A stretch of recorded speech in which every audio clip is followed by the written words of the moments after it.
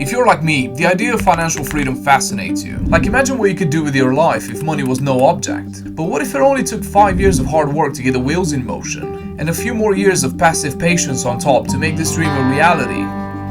I believe people are missing the easiest path to financial freedom: property. And I mentioned parts of this in my previous videos, but in this video, I'm gonna take you on my journey and talk about how I scraped together the cash for a deposit on my first house and the second house, how much money this makes me, and how I plan to retire in the next 15 years using property. Ambitious? Pay attention. Now, the best way to explain how property can change your life forever is with a game. In fact, not just any game. One of the most popular board games in the world, Monopoly. World's highest selling board game, Monopoly. Monopoly.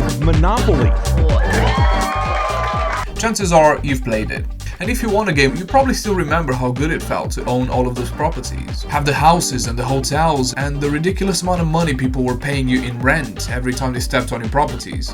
But remember how all the people who won in the game never seemed to buy the cheapest properties or the most expensive ones. And how much easier it was to grow your wealth the more houses you collected.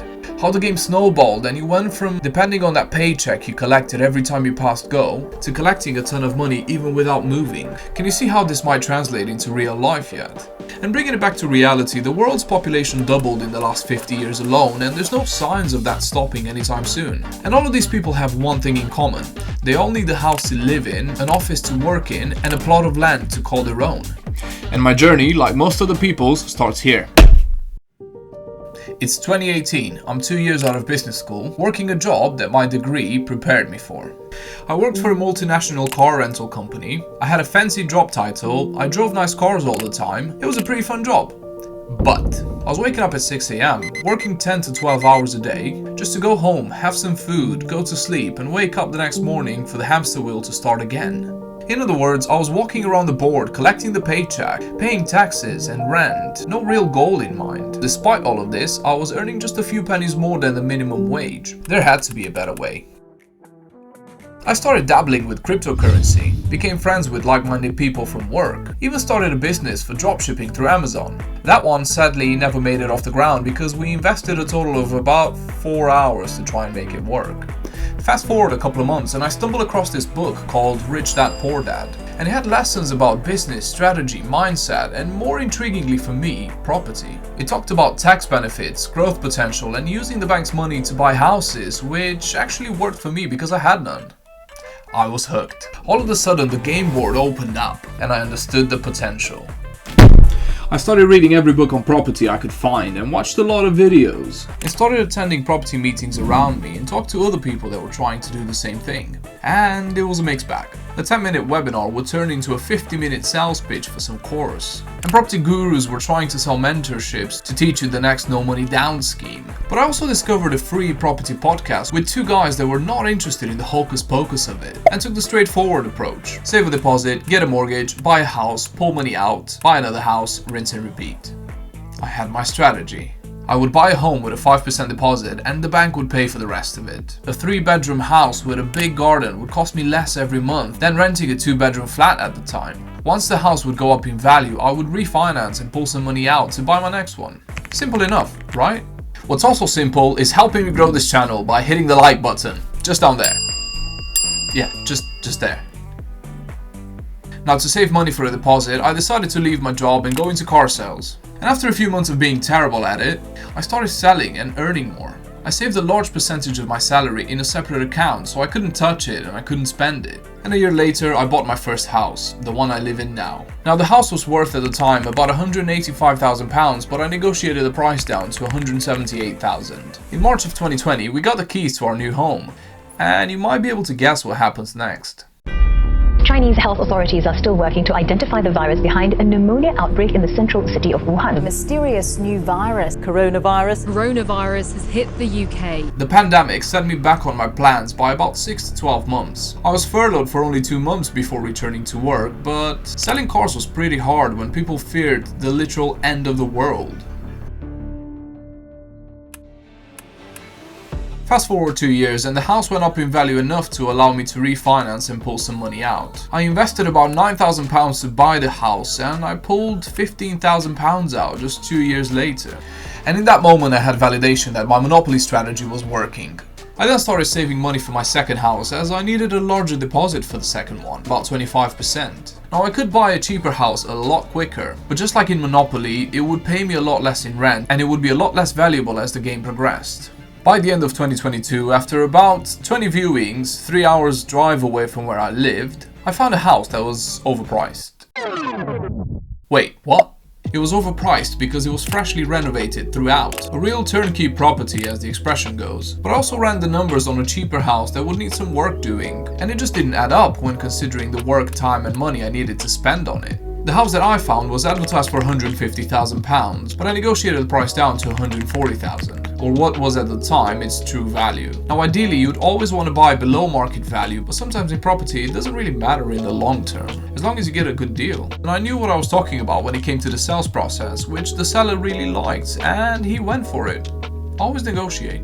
So now we're here, 1 year after buying the rental property. But how much money is it actually making me? Does the rent cover my mortgage? Is it worth the hassle? Do I unblock toilets at 12 AM when the tenant calls? Well, first of all, buying a house that was literally newly refurbished might have costed a bit more, but that allowed me to charge towards the upper end of the market in rent. Houses on my street were renting for £700 a month, and mine was let the same day it was advertised for £875 a month. The mortgage on the property is £409. I have some regular costs such as insurance, accounts, gas certificates, but all in all, if nothing needs fixing, I end up making about £405.64 a month. Not exactly life-changing money, especially when I had to spend about £600 on repairs in the first year, and there's still tax to add to this. But before you jump into the comment section and ask me why I even bother doing this, there's more to this strategy than meets the eye. You see, much like in Monopoly, once I set up the rental, I don't really do much. I can focus on other things while the house keeps making me money every month. But the truth is, the real value in property, especially with my strategy, is in capital gains. This is when the house goes up in value throughout the years. So on top of the rental income, I pulled out an extra £35,000 in total refinancing my first house. And the second house is due for a refinance early next year. The two properties also have equity in them, meaning that if I was to sell them today, I would pocket an extra £92,000. All of this from just a £9,000 deposit I invested 4 years ago. I'll let you calculate the return on investment on that. Yeah, but you probably paid a ton of money in taxes. Well, not really. I paid no tax on the rental income so far, as I deducted expenses such as repairs, mortgage interest, accountant fees, use of my home office, a laptop that I had to buy, some food, and so on. The equity in the two houses is only taxable when and if I sell. I probably won't. And when I refinance and pull money out, that's not really income. That's actually a loan. And you don't pay taxes on loans, but the interest is an expense that further reduces my tax bill.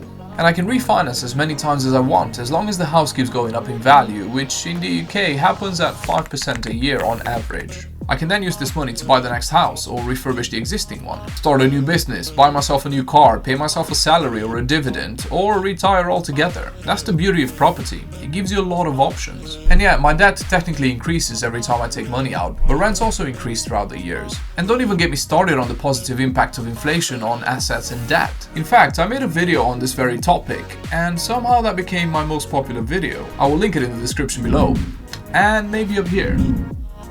So here's how I plan to retire in 15 years. It would take me on average 2 years to extract enough money from 2 properties and rental income to buy the next house. I'm about halfway through now.